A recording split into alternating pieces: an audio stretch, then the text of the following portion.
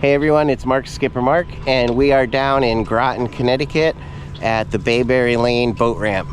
We're going to be taking our wave runners out for the first time on the ocean. The Bayberry Lane launch is located in southeastern Connecticut in New London County. It's a popular launch and is relatively sheltered, but it fills up quickly on busy weekends. The concrete ramp is wide and can handle 2 boats at a time, and there's 2 docks with space for several boats. The biggest downside is a small parking lot, and very long trailers may hang out into the driving lane a bit. Unfortunately, Nancy's sick today and going to stay in the car and rest.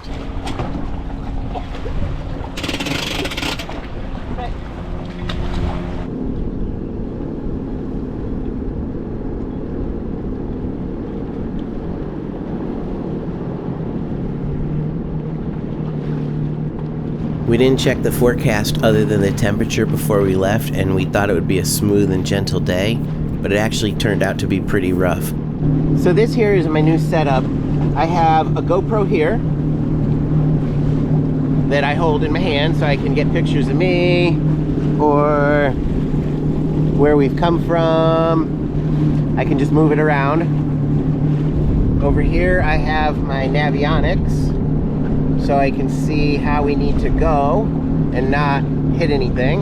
And then over here, I have another GoPro.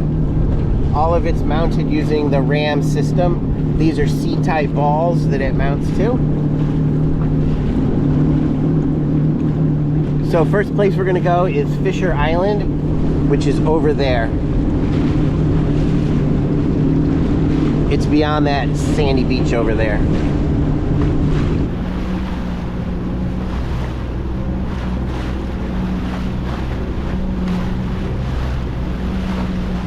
So, it's actually very rough out here. My pants, I'm sure, are gonna get soaked. I should have worn my water pants.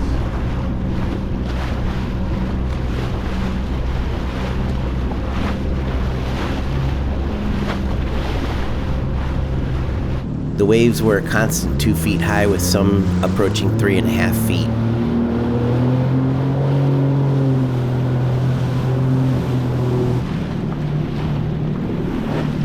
These waves are big. Huge! The winds were steady at 12 miles an hour with higher speed gusts. Getting on the plane and riding fast was difficult because the waves were pretty far apart. This caused the boat to go up and down a lot, with lots of spray going over the front and into our faces.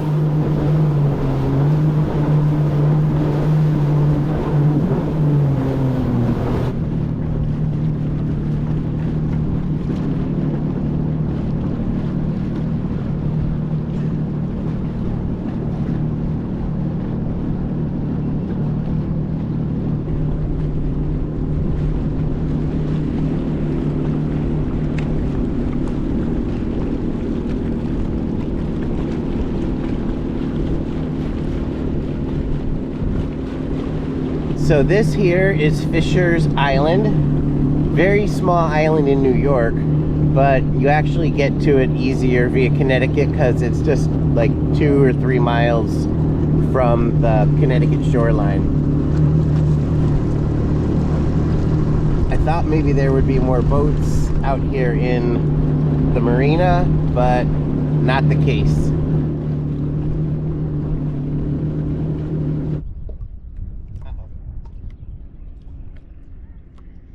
Are you coming at me, brah?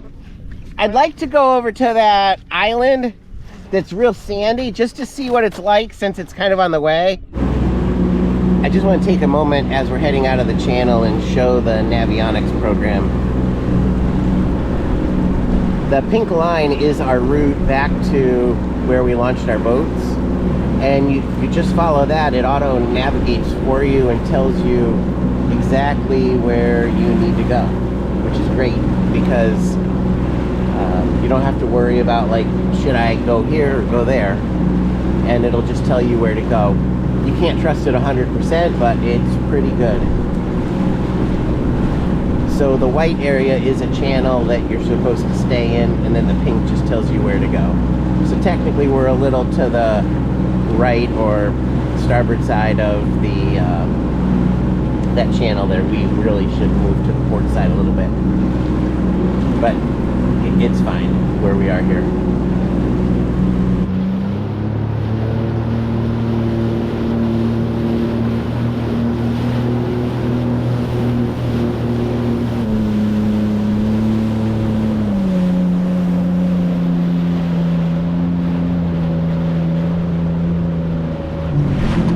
Probably hard to tell in the picture here, the video, but it looks like from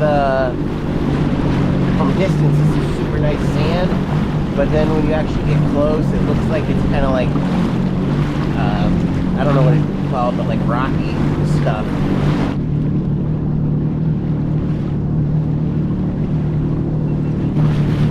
This here is an island that Matt wanted to go check out. He thought it looked cool with all the dead trees on it. I agree, it's kind of interesting.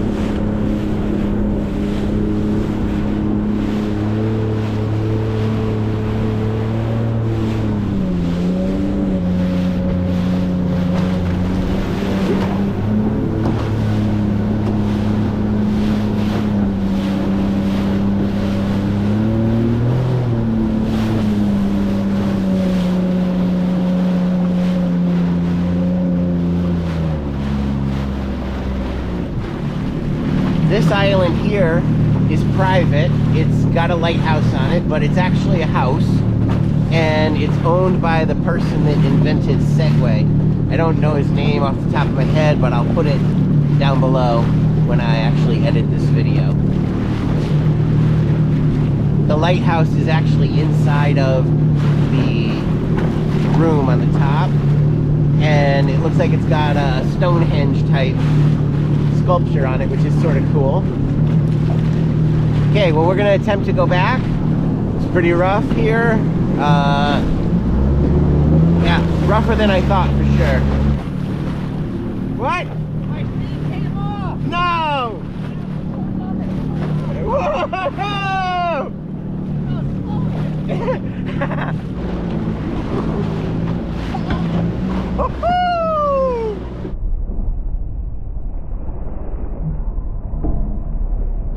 That was awesome!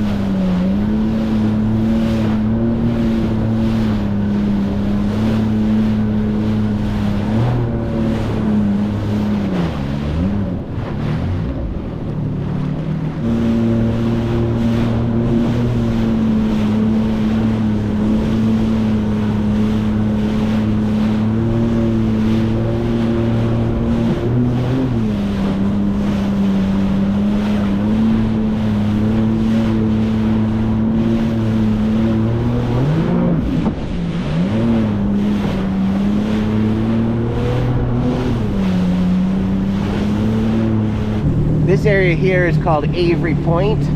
That house is an old mansion that is now part of the University of Yukon. Yeah, so it's a beautiful house, and there's a really nice lighthouse that I've taken tons of pictures of from land, but never shore. I just can't believe how rough it is out here. You know, when I got here, I thought it was going to be smooth, but it's just crazy. And I'm gonna say I didn't have fun, but Matt said it was one of the best times ever because he was jumping and going crazy. But I was kind of worried about this stuff, I didn't want it to, fall off and break or anything. But surprisingly, it held up really, really well. So we're about to head back in. We're going to put the wave runners on our car, truck, Jeep, whatever. And we're going to head to a freshwater lake about 25 miles from here, 20 miles. It's heading back toward home. And we're going to go have some fun there. And hopefully it won't be quite so rough. That boat is called Project Oceanology Envirolab. I didn't go to college, but if I had, that would have been something I would love to have done. I love the ocean and exploring science. I'm hand holding this because, again, my battery died right before we got in. And, so, yeah. Wow, here come some people in a tiny, tiny little boat.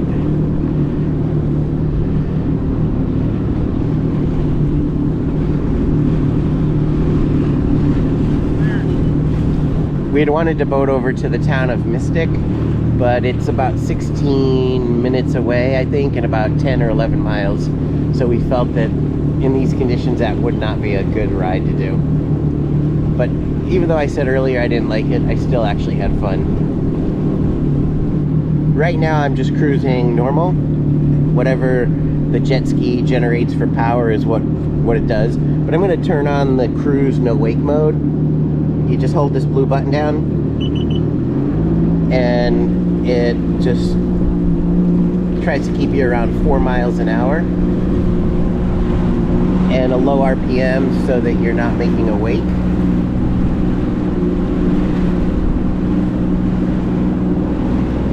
Navionics shows that we're almost back. I'll definitely post the course that we took so you can all see that. Well, we had a okay time at the ocean. It wasn't terrible, but we decided we're going to go to a lake to rinse off and get that salt feeling off of us. This is called Pachaug Pond. It's in Griswold, Connecticut, and this is where we're gonna go. It's 800 acres or so, and it should be pretty fun, I hope. Pachaug Pond is located in New London County, not far from the Rhode Island border. The launch is well maintained, but it's a little steep. There's a pretty dam nearby which flows into another lake to the north. Parking is a large grass lot across from the ramp, and there's also another parking lot behind that. One downside of the lake is its shallow depth. I think the maximum is about 10 feet, and it gets pretty weedy in the summer. It hasn't even reached 70 degrees here yet, and there was already lots of weeds growing. I'm ready. You ready?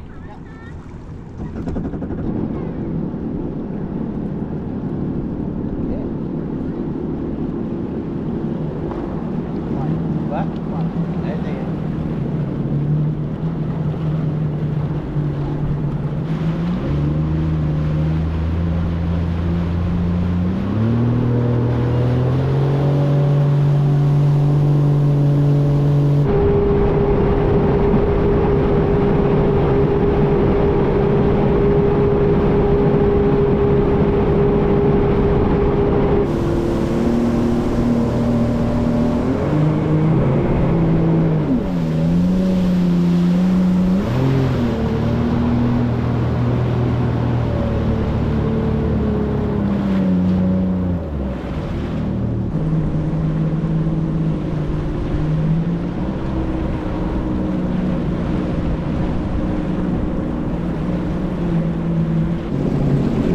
This here is one of a couple islands on the lake.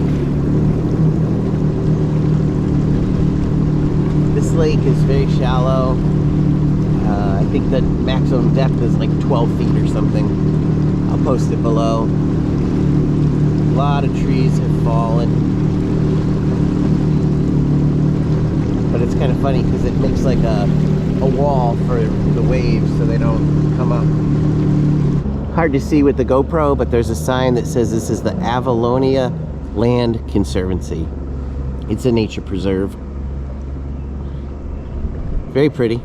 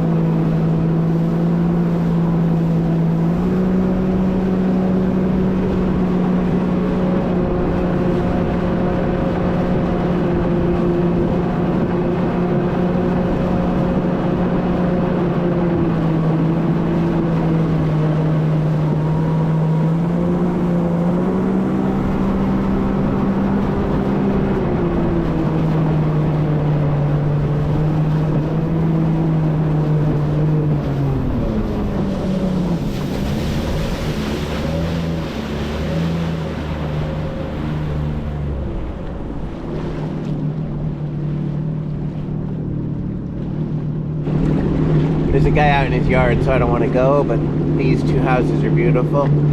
I love the homey look of the one on the right. They got a nice beach.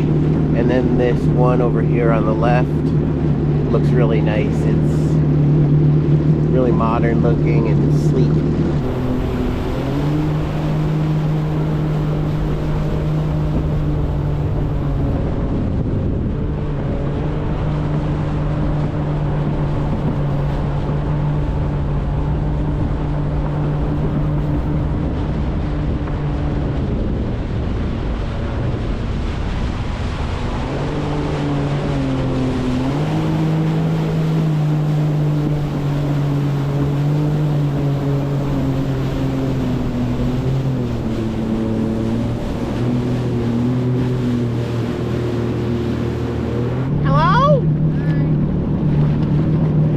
What next? Oh no.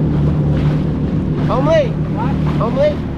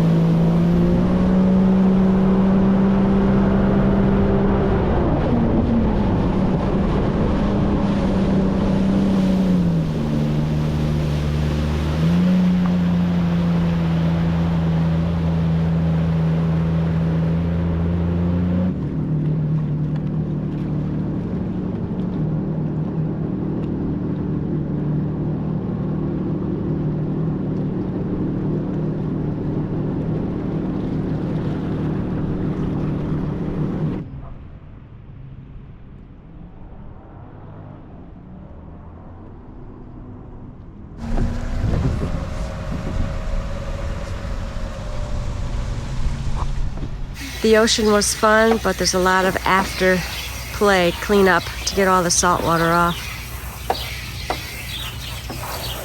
If you have any questions about Pachaug Pond, Long Island Sound, or Fisher's Island, or anything in general about using a wave runner, please leave a message in the comment and I'll be happy to answer as best I can. Thanks for watching and have a great day.